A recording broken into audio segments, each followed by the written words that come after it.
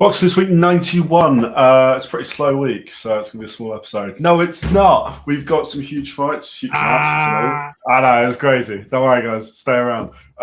We've got a lot to talk about. I'm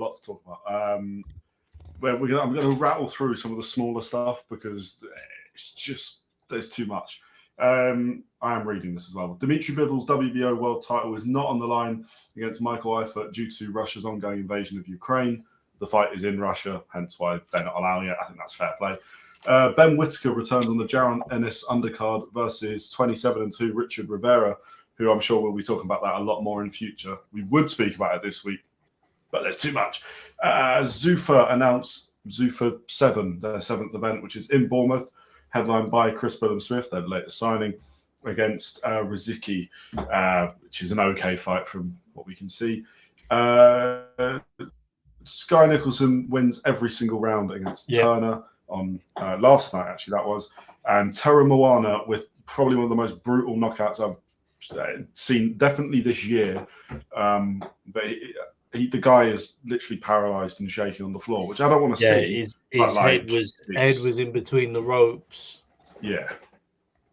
It was grim. He was properly shaken. Like I say, we don't want to see it. From what we know, he's all right now, his opponent. Otherwise, we probably wouldn't have brought that up. But he's recovered. It's just mental that there's a guy with that power.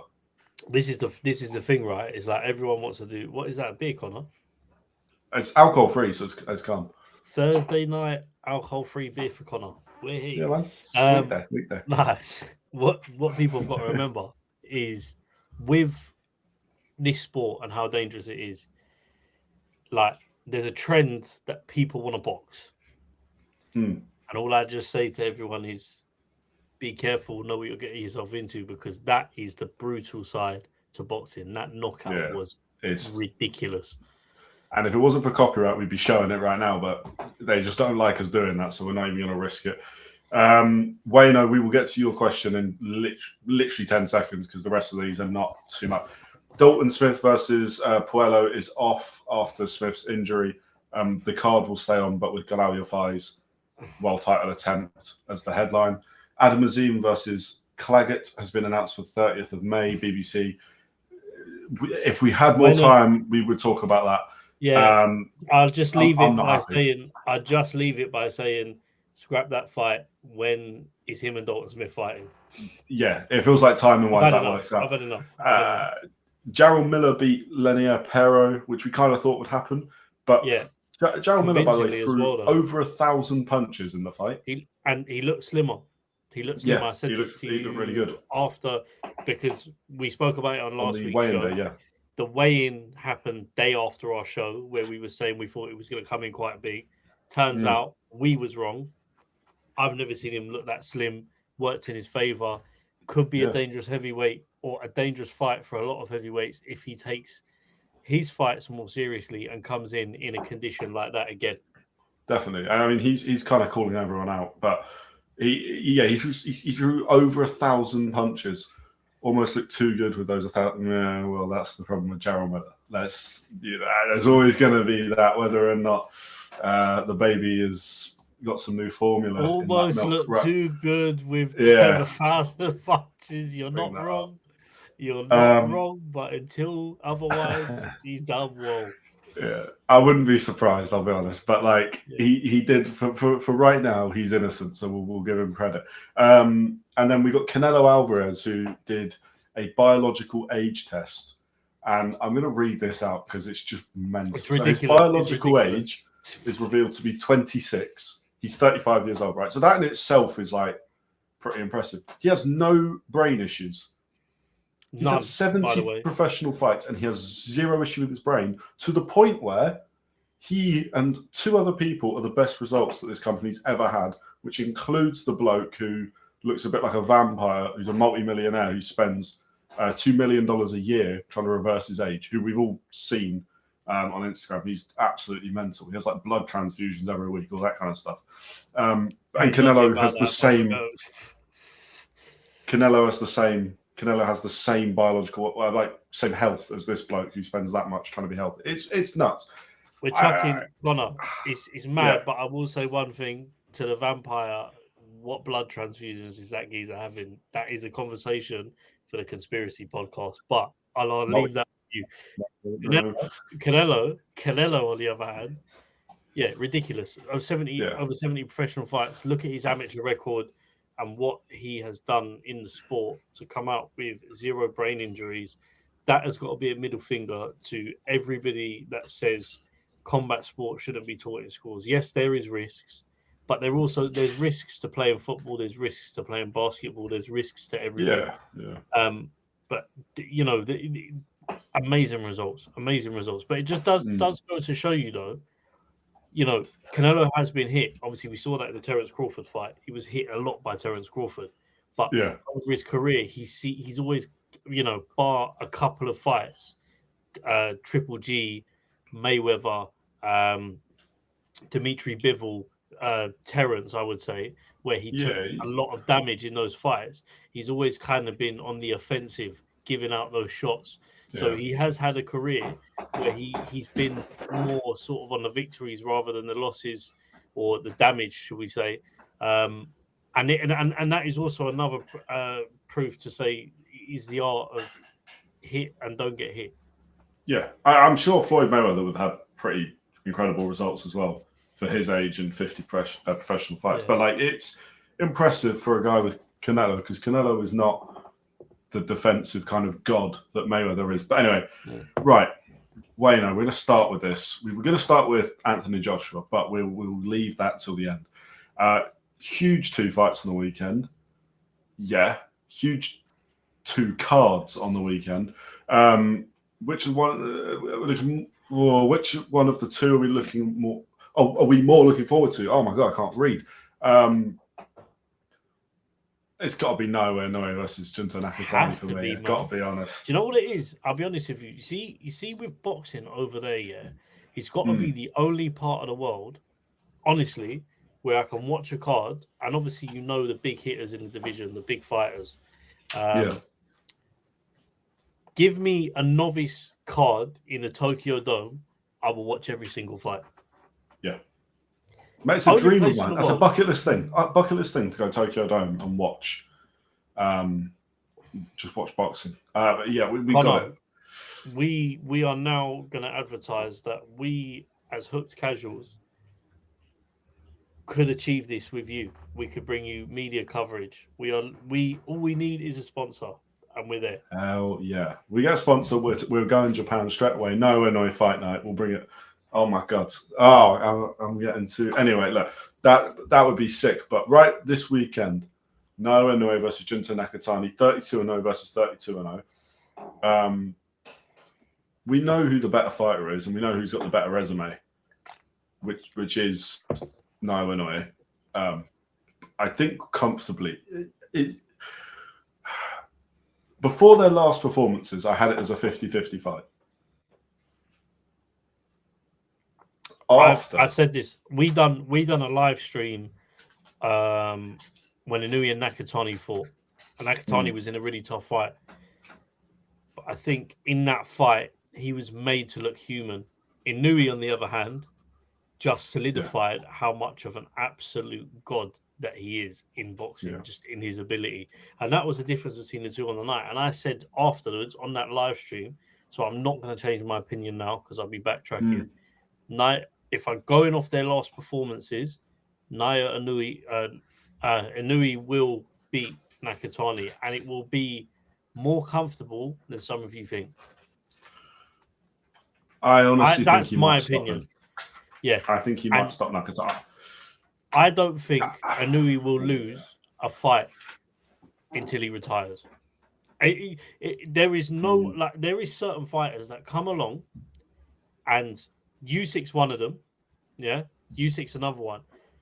To beat Inoue, you've got Inoue is, and I always use this as a margin, 98% perfect, because no one's 100%, and I just put 2% doubt in there for fun. Yeah, 98% perfect. Usyk, 98% perfect. To be better than them, you need to be 99% perfect in a boxing ring, and that is very hard to do. They were talking about matching Inoue with Nick Ball. I don't think Nick Ball makes too many mistakes to fight Inoue, and Nick Ball is a great fighter. but he is not on Inoue's level. No. Yeah. So like you need to be 99% on job for the whole fight to beat Inoue. Can Nakatani do that going off of his last fight? I'm going to say no. I think Nakatani's he's number 6 pound for pound Ring Magazine. The last fight was against an unbeaten tough opponent in Sebastian Reyes. He's also at a new weight. Nakatani has a lot of advantages in this fight. He's a bigger human, so the weight should help him. But there's some, I don't know if it's aura, I don't know if it's the fact we watched him do it so many times and so often, but there is something about Naoya Inoue where I can't see him losing. That the idea of him not having his hand raised at the end of a fight doesn't even make sense to me. Whereas after their last one, I can see Nakatani losing. But don't get me wrong, Nakatani is, I think, top 10 pound for pound. Like we're not. 6 is high though. 6 is high. 6 is high. But then I look at that top 10 list, and there's certain people that I don't even think should be in there. So it's a bit like Ballon d'Or. Who makes these decisions? Yeah, because that's true. Every list within boxing is decided by somebody. It's not warranted. There's certain fighters that you like, regardless of what's going on, that you can't miss them out the pound for pound. Like Usyk being undisputed twice at heavyweight, once at cruiserweight. Like you're gonna put him in, even if he's got beef with whoever decides. Like you have to put him in there, or the list becomes just not credible. It's just pointless, isn't it? Yeah. Terence Crawford had to go in there, obviously. Shakur Stevenson goes in there as well.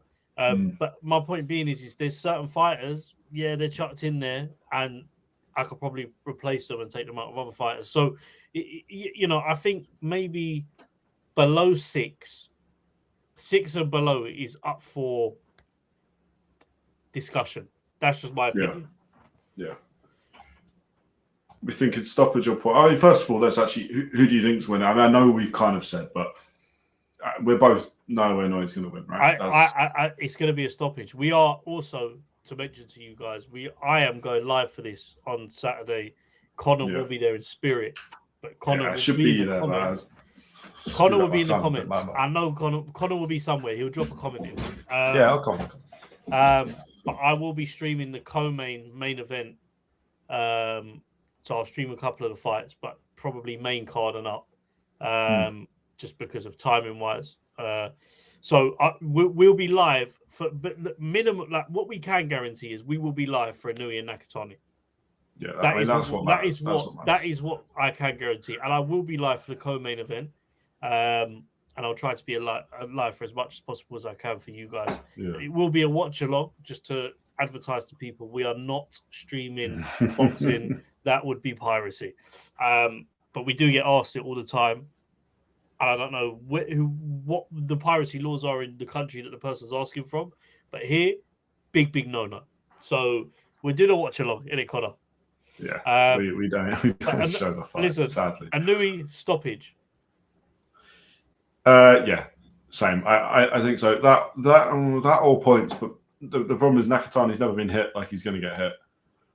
And if the last fight is anything to go on, I don't see Nakatani winning. But hello, Arj, how are you? I'm going stoppage as well. No, do you know what? I'm going to go points. My head's telling me points. I want a stoppage. I think it's going to look easy. I can't believe I'm saying it. Because I think Inoue might make it look easy. He's already said that he would find it embarrassing if he couldn't conquer Nakatani. Yeah, but that's just the confidence. Like the thing is, I expect that talk from someone. I expect that from a lot of boxers. Boxers get in the ring to fight. I expect that conversation. I definitely expect that from Naoya Inoue. I'd expect that from Nakatani. Nakatani's gonna believe Inoue is not on his level. That you have to go in with that mindset. That's true. But true. When Inoue says it, I believe it a bit more.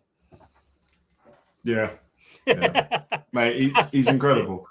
He's incredible. He's absolutely like one of the best fighters I've ever watched. Can I just say as well? Yeah. Yeah. Both of the pound for pound lists. Yeah. Both 32-0. Yeah. Both undefeated. Yeah. Fighting for all the jewels. How can you tell me this is not the biggest fight this weekend? I mean, the only way you could is with Gilberto Ramirez 48-1 versus David Benavidez. Benavidez 31-0. Benavidez looking to get a cruiserweight world title, or two of them. Do you want to know why? It's not the same as Inoue versus Nakatani. Can I be honest with you? Yeah. When you're talking about Gilberto Ramirez and Benavidez, I've said it before. Gilberto Ramirez dominated Billam Smith. That was the last time we watched him fight. Yeah. Yeah. I don't think though, and Billam Smith, I wouldn't even say is elite level in terms of he's a world level fighter, but I wouldn't say he's elite. I don't think he beats Opataya. I don't think I don't think he beats Benavidez. He didn't beat Gilberto Ramirez. I think he struggles against Badu Chek. Yeah. So what I'm saying to you is, Gilberto Ramirez, we've been critical of the way that he's gone about his career in terms of the fights. It is very obvious to see as boxing fans, and call it what you want to call it, he has not wanted to fight Opataya for a long time. But I think we have to mention also, we are learning, obviously, from his split with Eddie Hearn. Opataya financially didn't bring in enough money, and there is also that side of it as well. So it sounds like the purses weren't there to kind of tickle like Gilberto Ramirez into getting into a fight.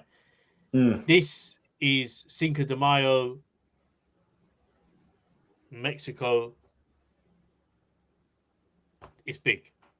Yeah, it's huge. I mean, Benavidez is a big name anyway, especially from the Canelo beef, and also the bloke's 31 now. He's a 2-weight world champion already, maybe even 3-weight. Actually, did he ever win at anything at 168? That's the question. Hold on. What was that? Canelo was champion. Yeah, and we all know Canelo didn't fight him.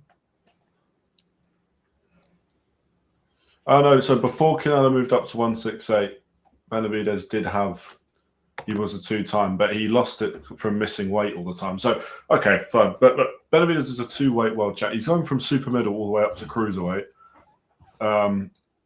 which would normally be very impressive for a guy of Benavidez's size. It's still impressive. I think he's fighting at his natural weight.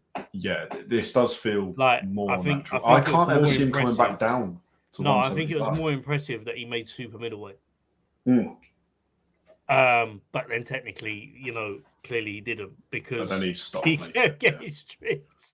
But it's impressive that he fought a middleweight. It was impressive that he fought a light heavyweight, but you could see he carried way too much power, and we saw that against Anthony Yarde. And Anthony Yarde is not easy fight for anyone, by the way.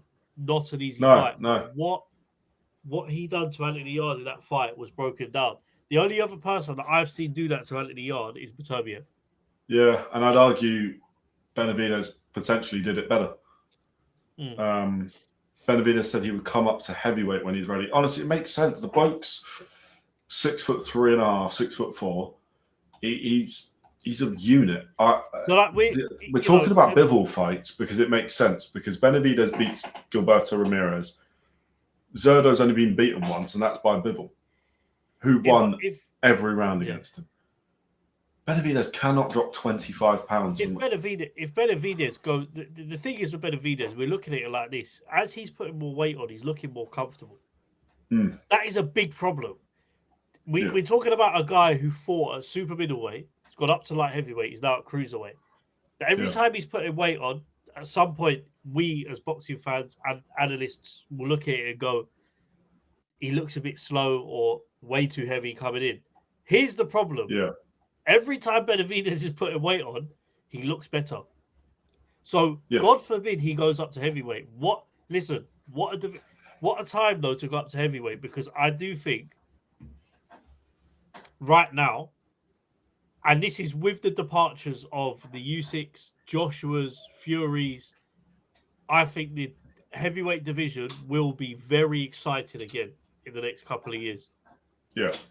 I think we're going to see a division where the belts are going to be spread out and we are going to have different champions.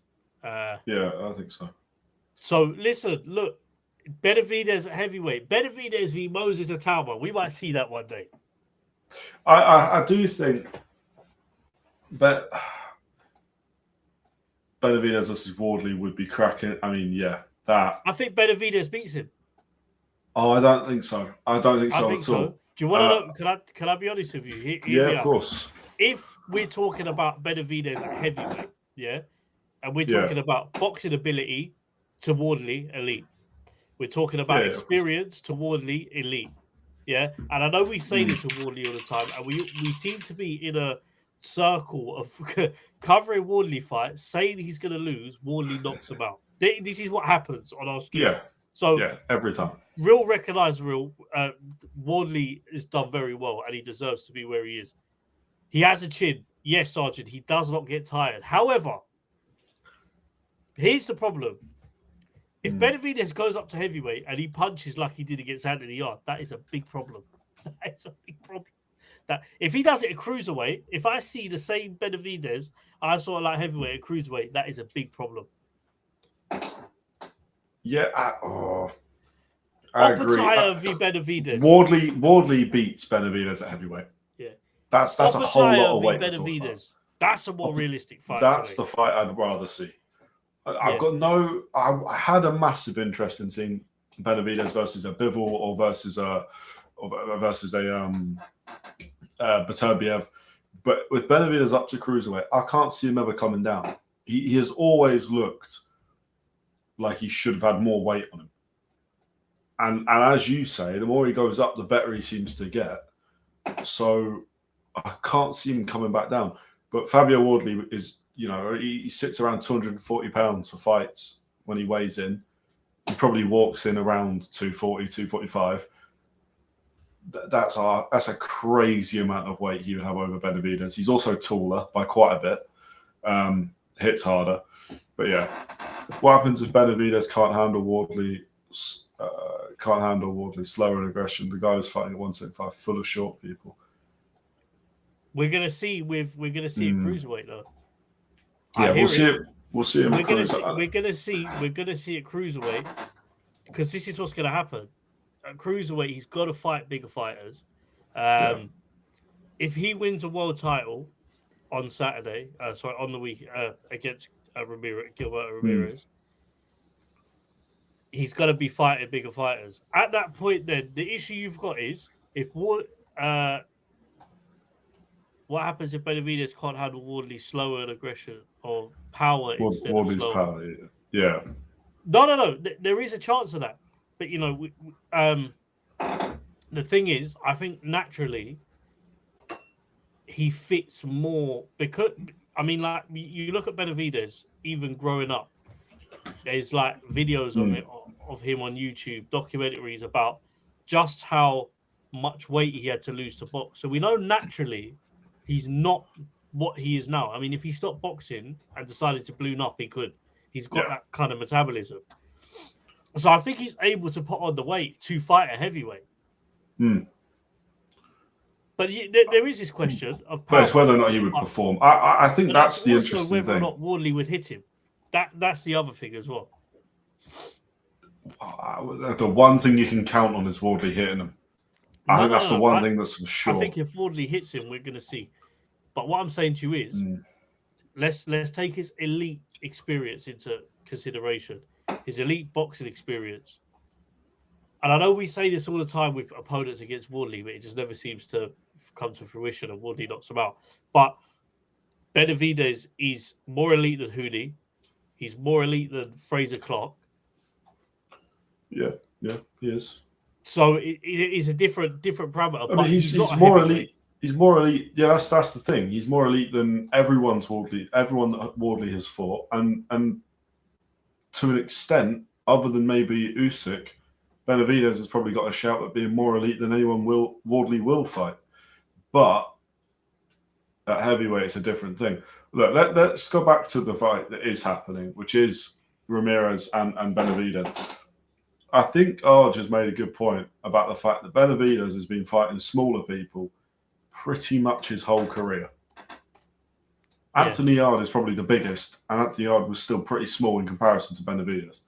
We're now seeing him fight Gilberto Ramirez, who is the same height, if not taller. He's not the biggest puncher, Gilberto Ramirez, but speaking of Wardley, are you guys going to Manny next week to watch the fight? I'd love to be, but no. Do you know what? No. I was talking to my friend about this because my friend lives in Leeds, and he's going to the fight in Manny, I think, to watch Wardley. We do need to get out to some shows, and that isn't even just to watch them. It's something we're going to look at doing. So, yeah, man. Like, is that where you're? Wait, is that where you're from, Manny? Yeah. All right, cool. Yeah, no, they seem to have a history of like recently as well. We're seeing big fights and bigger fights up north there, which I like. It's good. Obviously, I was even impressed. I know obviously parameters change, but like the card in Liverpool with Molly McCann on it. It was a really good card. Good card. A really good show. Yeah. And it's mad because all areas of boxing does well with Liverpool, but also I think Liverpool, Manchester. Boxing, MMA, all of it seems to be where the shows are properly enjoyed. I'll tell you something now. Southern fans are one thing, yeah. And if you've never been to Kent, go to Kent and go to DFC. Yeah, that's a promo. Brit that lives in Germany, flying over for the night. Fair enough. Germany, though, that's dedication. What a place. Yeah, but listen, Germany's another place. Mental fights there. What you think? And I had a stinker, Connor, at DFC because I was interviewed for DFC by a media guy because me and Connor work on the media for this fight platform called DFC, which is an unlicensed show, picking up a lot of traction on social media. Check them out. And I was interviewed, and they asked me what my favorite fight was. Yeah. Where did David Haye and Klitschko fight? David Haye and Klitschko. Yeah. I don't actually know. Is it Germany? I don't. It's Germany. Asked me where I said, and asked me where I got it wrong, and I knew I got it wrong after I said it straight away. Where did you say? I was thinking of an amateur tournament whilst I was being asked this question. I was thinking like this is my ADHD, the ADHD brain, or undiagnosed ADHD, whatever. Yeah. I was thinking of an amateur tournament whilst they're asking me this question. Yeah, so I've already got a conversation going on in my head. Dusseldorf, for whatever reason, was in my head. So I just said Dusseldorf. Tyson Fury. I know. Tyson Fury. Yeah. I know that the fight was, Anyway, David Haye fought Klitschko in Germany. But Manny, Northern fans, unreal. If you ain't been to Kent, go to Kent as well. But yeah, Northern fans are unreal. Yeah. We're going back to obviously. Yeah, go on. Let's just go with first of all, who do you think is going to win? Because I do think the fact that there's no size difference, Ramirez is naturally bigger, stronger, and he's only lost to Bivol. I could favour Ramirez. I think there's not many fighters like Benavidez where the volume of punches that he throws. Although Gilberto Ramirez is a slow burner in fights. And he gets and he will get. He's a hard, tough opponent in front of you. Benavidez is not going to get him out of the ring, I don't think. And I think if he's going to beat him, it will be on points. But the question that everyone's got on their lips is how is Benavidez going to cope at cruiserweight? He says he feels more comfortable there, but in terms of being hit now by heavier opponents. Bearing in mind, you have to look at where Benavidez has come from, which is super middleweight. Too big for it, I get it. But yeah, I think I think that he will win rounds and he'll win the fight like that, just because he'll throw more than Gilberto Ramirez. Maybe. Benavidez for the dub. I haven't seen such a. Hold on, let's get this up. For the dub, I haven't seen such dog in a fighter since Triple G. All that sparring in his youth with him has really paid off. I mean, true, he is a special fighter. And there aren't many people that fight like him. He just looks like he wants to get everyone out. He's always looking for the finish. I know that he's 31 wins, 25 knockouts, but the 6 fights that went to the points, you just know that the guys were hurting. Like Benavidez doesn't let you away. My thing is, he's so much heavier this time. This isn't a 7-pound jump from 168 to 175. This is 25 pounds. Gilberto Ramirez no doubt walks into the ring 210, 215. Yeah. Maybe slightly lighter, maybe slightly heavier. Benavidez obviously will rehydrate, but I don't know if he'll be able to. Oh, I don't know. We said this before, but it's a lot of weight. Personally, Gilberto Ramirez, of the 48 wins he's got, he's probably won 48 of them comfortably, I think it's fair to say. Mm-hmm. Billum Smith, he won basically every round. Dorticus won near enough every round. He's pretty complete in that sense. Bivol beat him for nearly every round. That's the only fight Gilberto Ramirez has ever. It's not been close, and that's the other flip side. Oh, sorry, no, it's like all of his fights in that it wasn't close, but it's the only time he's been so far off it. If Benavidez does it, he is something really special, and I already think he is. But like, to go up to cruiserweight and beat Gilberto Ramirez would be very impressive. I just can't see it happening. We've also got Jose Resendez on the undercard who beat Caleb Plant in a bit of an upset when Plant was meant to be fighting Charlo he's fighting Jaime Munguia. Munguia's second fight under Reynoso. I think it's his first fight back since the drug. Yeah, first fight back since his ban, basically. You got Oscar Duarte on there against Angel Barrera. And then other than that, some good fights, but nothing worth talking about. Nothing worth writing home. I'm going Gilberto Ramirez. That's what my head's telling me. I'm going Gilberto Ramirez on points. I can't see Benavidez winning it by knockout. If he does, that's stupid. Yeah. And you're Benavidez, yeah? Points.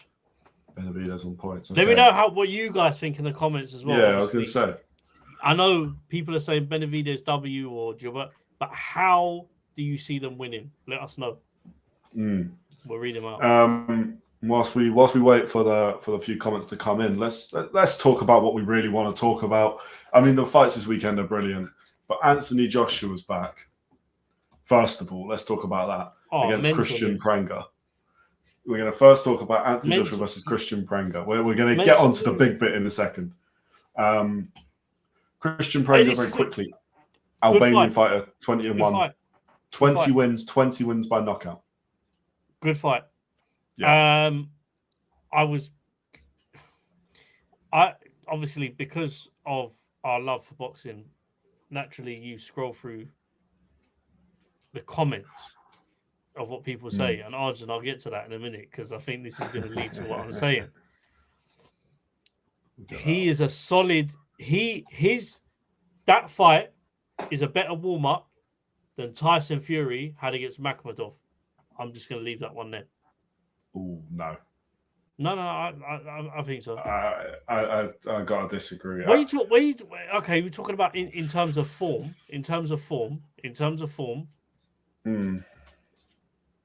He's going to be a bit more dangerous. He's more dangerous, yeah. He's going to be a bit more dangerous. And Makhmudov looked terrible in that fight with Fury. Sorry, he did.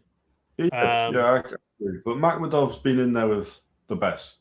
He's lost a lot of fights as well. He nearly got knocked out by Dave Allen. But Dave Allen's probably a better win than Dave Allen's British level. I'm not sure Kristian Prenga's beaten anyone above British level. I'm just saying. Don't get me wrong. I don't agree that it's a bad warm-up fight because that is what it is. This is a fight of AJ coming back after the tragedy earlier this year, and with his involving his team, and he's coming back from that and getting ready for the Tyson Fury fight, quarter 4 of this year. Yeah, I mean, we'll go on to that in a minute because I can't believe we're finally saying it's signed. I feel like we've been speaking about it since Hooked Casual started, and we've probably been saying it since we've done our own channels. So look, I'll be brutally honest with you.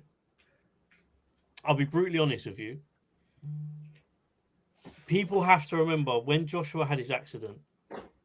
And I don't want to bring it all up again, and I'm not going to go into the details because I think it's disrespectful, innit?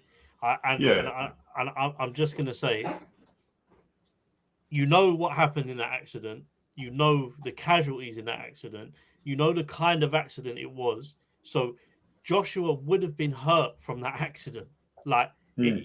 So we've got to look at that and go, he's had a break, he's come back, he's trained.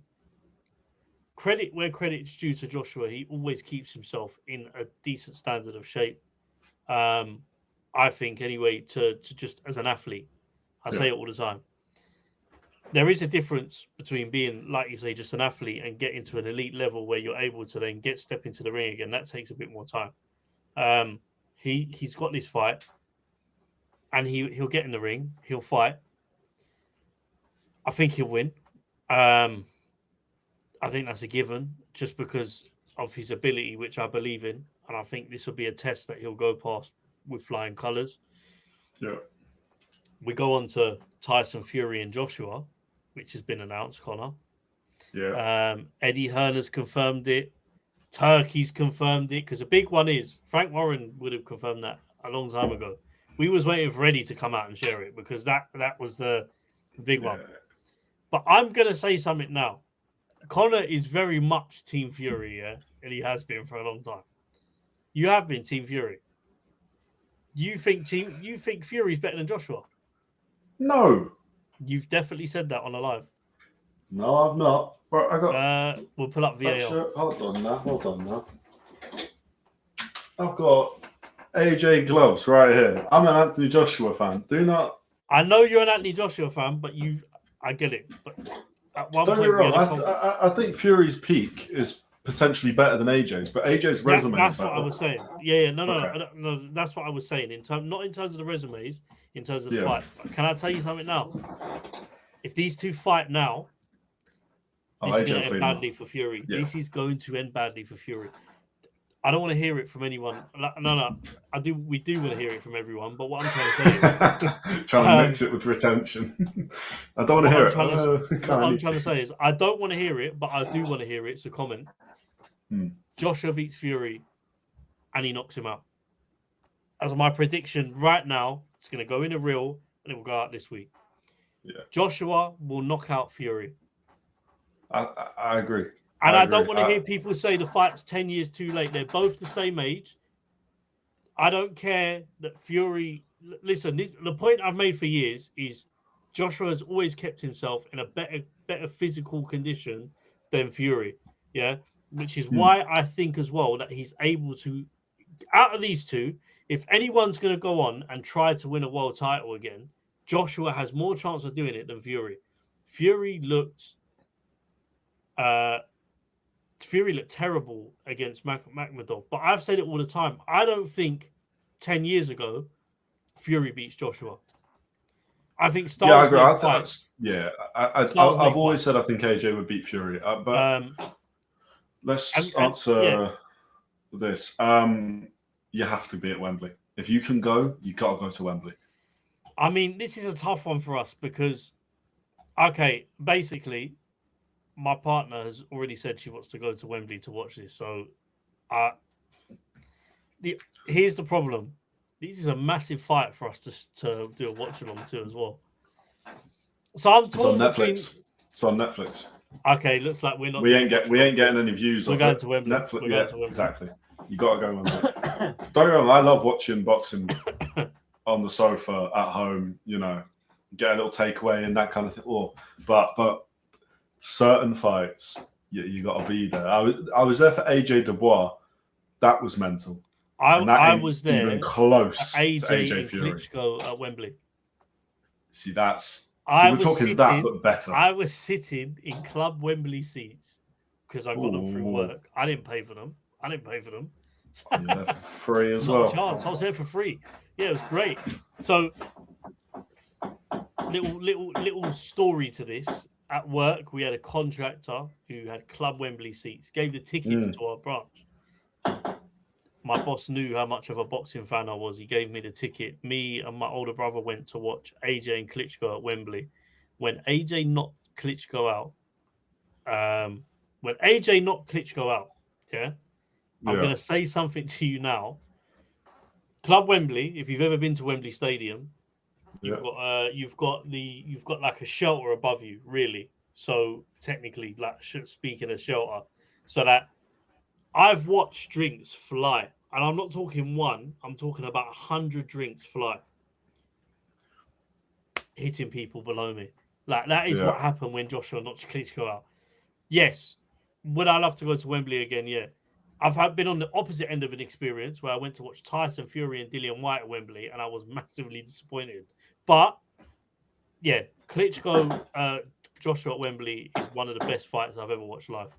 Exactly, and AJ Fury, the fight maybe not as good as the actual Battle of Britain of AJ Klitschko, but Battle of Britain. It's been built up. Can't not get excited about it. I think AJ will win.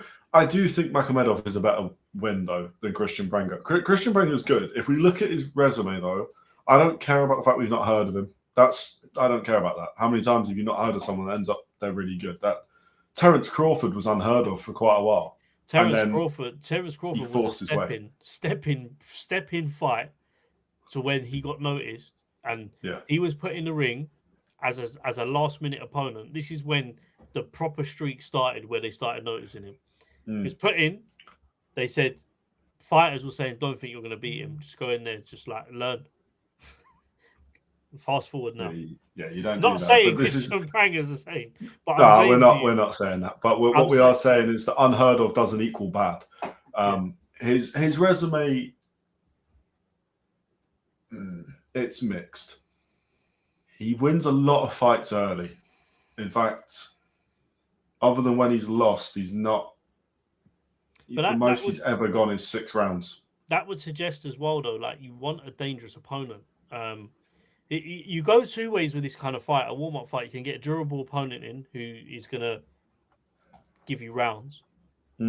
Or you go in with someone who's got a little record of knocking people out and makes you come out the blocks quick. And maybe that is why Joshua's taking this fight, because he needs to come out the blocks quick and to get that fight back in or fire back in. And yeah, like I look, listen, it's going to be a great fight. Just to see Joshua back in the ring, I think he'll win. And then we fast forward to what will be one of the biggest cards we've seen in history in this country. Because I think as well, we talk about Joshua and Fury, but this is a massive card which the promoters need to make sure that they do not do an injustice on this. And we need to see a great card. And if Turki Al-Sheikh's involved in the Battle of Britain, the only strange thing with this is he's got one request to this fight being I was going to bring this up. Dua Lipa's got to perform. It's so odd. I don't even know if he's taking the piss. I genuinely don't think he's taking the piss. I don't think so either. That's the man. Listen, hey, if it means we see it in Wembley, tell her to bring her and her auntie, and they can both sing. No. Look, listen. Card. I mean, it's important to mention, Connor. The card has to be as important as the main event. Yeah, we need some of the. We were saying it last week. Like, it'd be pretty cool if we got like a Boatsy Yard on it. Like all these fights that are like overdue. The fights that haven't should been made. Happen. Should happen. But even so, I just want good fights. Maybe all heavyweight. I don't know. Yeah. Hear me out. Okay. They drag him over from drag him over, pay him the money that he wants. Naoya Inoue co-main. He'd be He's ready. got a big follow. Like, you're talking about. Listen, you see how many fans turn out a different country, but you see how many fans turn out. If he is the co-main event at Wembley of AJ versus Fury, I promise you now, there's not a number that I won't pay to go see that. That is the most ridiculous. I mean, oh my God! I don't know. But you are right. The card needs to match that fight because we're talking about a fight that could do potentially record-breaking pay-per-view. Yeah, it's the viewership on it is going to be some of the highest ever seen. The Zone have got to be seething. The Zone have got to be seething at this. Are probably in tears and have been for the last 3 days or whatever. Like I can't. Oh my God! Imagine finding out you're not getting AJ Fury, but it is happening, and AJ signed to you as well. Well, AJ signed to whoever Matchroom, who you're broadcasting for. But look, the card needs to match it. What I do want to mention, by the way, and it's slightly off topic, but it still relates, is that in the last day, slightly off topic, so to do with golf. So Live Golf, who are funded by the PIF, who essentially it's all from the same pot of money. It's this sort of Riyadh season Saudi money that's getting put into sport, like the football. They were one of the first sports to go over to Saudi. Yeah, and they did a massive takeover of golf, which didn't really work anyway because loads of people stayed on the PGA Tour. But regardless, they've pulled out. They've basically said, we're not funding Live Golf anymore. We're not involved. The directors stepped down. It's a whole thing. And we're not going to talk about golf, but like, it's interesting because we've heard rumors that Saudi are looking at Riyadh seas, all these are looking to kind of crawl back a little bit on just how much they've spent. Football-wise, the crazy transfers over to Saudi Arabia and the Saudi Pro League have gone down. If you follow football, I think it's not happening as much. I think though, come the summer, just to mention, listen, look, we are Hooked Casuals. It's a sports show, and it does relate to boxing. So we can speak about this quickly, but I think, look, listen, if you follow football, Salah leaving Liverpool at the end of the season, being a Egyptian player, a Muslim player, going to Saudi potentially is a big transfer, and it adds to their profile. And then it will also, you've got to remember, certain athletes or certain sportsmen that inspire millions. So if that, they only need that one. It's the same as boxing. You've got to talk. Yeah. They need that one fighter that millions are going to watch, and essentially that is what they kind of bank on. Same with the football, same with the boxing. Someone that can relate or they can identify to, and people can get behind them. Exactly. Yeah. And he will be a very popular, and Salah will be a very popular player if he goes to Saudi. Yeah. Just because it's the same thing. It's more, even Salah would be a free transfer. He's being allowed to leave Liverpool on a free. So they're not funding golf anymore. They're not involved with golf. They've just started doing darts, but darts doesn't cost nearly as much as any of these other ones. They're looking at rugby. They're looking at rugby, but at what point? Because we're already seeing boxing. They don't like we've seen Turkey move over with Dana White and set up Zuffa, and they're trying to pass the we spoke about it last week if you want to hear about more in detail, but the Muhammad Ali Act they're trying to revise and change, essentially get rid of really, so that fighters or promoters can also matchmake, they don't have to disclose event earnings and all this. Feels to me that something's going on behind the scenes and Saudi funding for these events might be going. So AJ Fury needs to happen soon. That's basically what I'm saying. I need that sooner rather than later. I also do want to say I'm very excited. It's the first time it's been signed officially, announced and officially. But until they are in the ring, I don't believe it's really happening. Just to clarify to people as well, because a lot of people like to bring up AJ and Fury could have fought before there was another time that this was signed as well. Yeah. And then the fight didn't happen. What people fail to believe is the problem is people put their personal interests into their opinions, but you've just got to look at the facts. Joshua and Fury was signed a number of years ago. However, that fight was then put on hold because, and I want to get this right, Wilder took them, I want to say it's a court of arbitration maybe, or so. The court took them to court over the contract where he was due a rematch with Fury. And because of that reason, and because Fury didn't have a legal leg to stand on, that fight with Joshua didn't happen, and the fight with Wilder did happen. That is why the fight didn't happen last time, roughly, parameters of it. It's basically. So I don't think either of them have ever avoided this fight, by the way. Fury's in and out of retirements is him. I don't. He's not avoiding any one fight. That's just Tyson Fury. And I hope it happens, but right now we don't have a venue or a date. It will be Wembley. It should be Wembley, but we don't have a venue or a date officially. July 25th, we see AJ knock out Kristian Prenga. Hopefully, then they both get in the ring. It's announced officially. Battle of Britain, Wembley, October 10th, whatever it is. Then I'm like, okay, we're properly, it's happening. It should happen. It is rare for fights to get called off, but with Anthony Joshua and Tyson Fury, it does sometimes feel like they're destined to never fight. That's boxing this week. We've got the live stream on Saturday. It's just Paolo. I should have been there, but I am with family.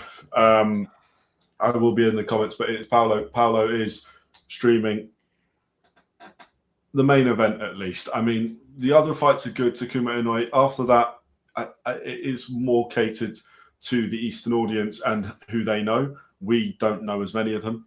That's not a great excuse, but it's just the truth. We will learn them after this weekend. That's the point. But Naoya Inoue versus Junto Nakatani, main event. Paolo's there for that. It should start around 12:30, 1 o'clock around then. Paula. Nice. That's a new name. Hello, Mel Woods, by the way. And then we've got Benavidez. £50 Amazon giveaway. Yeah, Benavidez as well. Sorry, but we're not streaming that. It's too late. I'm not there. Paolo's not there. We're not doing it, but we will have a show next Thursday. Obviously, Boxing Week 92, where we will talk about it all and go into more detail. Wardley, on anything. will we stream Wardley and Dubois? Yeah, I think I'm free. Yes. So I think so. I think we can definitely have something for that. So yeah, we will be. And then, as it's been on screen, it should have been on screen from like 2 weeks ago, but I forgot we even had this. £50 Amazon gift card giveaway. All you have to do, as it says, subscribe and comment that you've subscribed, or just comment like Arj, Wayno, and Mel have done. Then you're entered automatically. Winners announced at 500 subs. We're at 386. Let me tell you something about this competition to why you should sign up. You don't actually have to put any details in. You're logged into your YouTube account. You subscribe. We're not going to call you. We're not going to cold call you. Don't want to call you. Don't want to contact you unless you've won.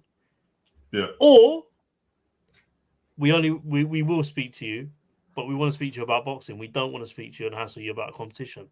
We're doing you a favor here. Just fucking enter. Too fucking right. Okay.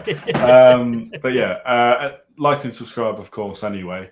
But why wouldn't you? TikTok and Instagram are in the bio. Go follow them. Go check out DFC. We mentioned them earlier. Best unlicensed show in the UK.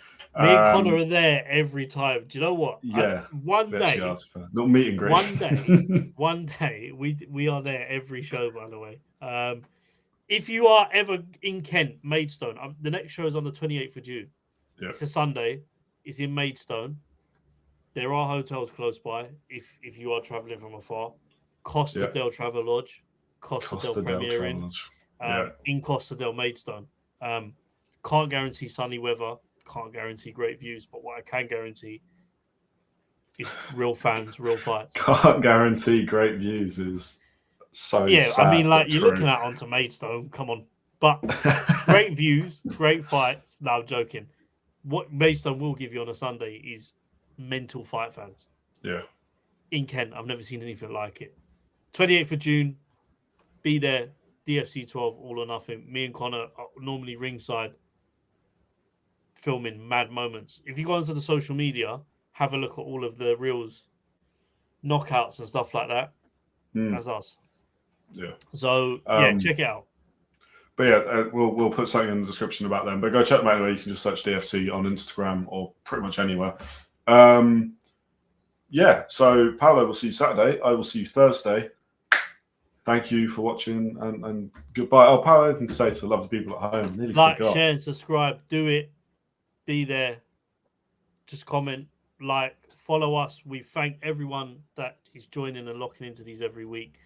Yeah. We're here to stay. Subscribe before you end up going upstairs, man.